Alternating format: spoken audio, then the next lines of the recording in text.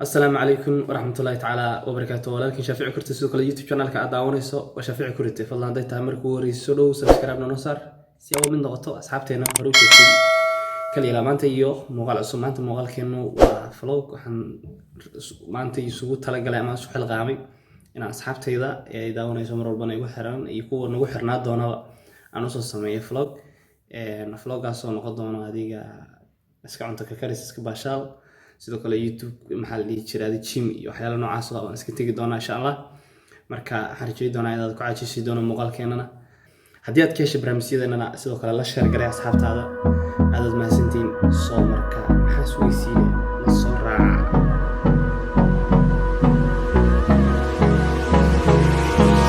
Hold me close till I get up. Time is barely on our side. I don't wanna waste what's left. The storms we chase are leading us, and love is all we'll ever trust. Yeah, no, I don't wanna waste what's left. And on we'll go,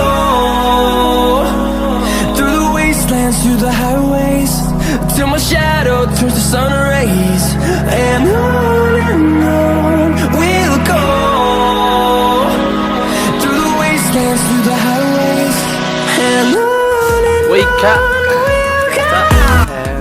hadana waxaan u soconaa ugu dambeynta xaafadda oo soo baxnay waxaan u soconaa ma soo gaarnay goobtii gymka insha Allah hadana waxaan gali doonaa gymka nala socdo insha Allah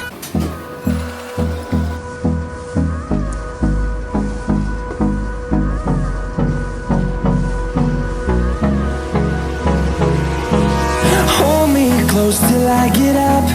Time is barely on our side. I don't wanna waste what's left.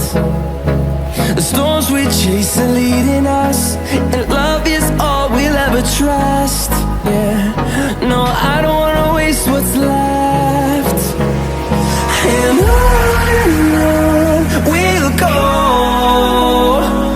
through the wastelands, through the hadda waxaan jaraynaa ujeedinba sugada fara adiga raashin yar oo macaan maanta waxa ujeedin maanta waa ku firman ayna halka lagu diyaarsaday shibaatada iyo wixii kala ka wala soo doontii ya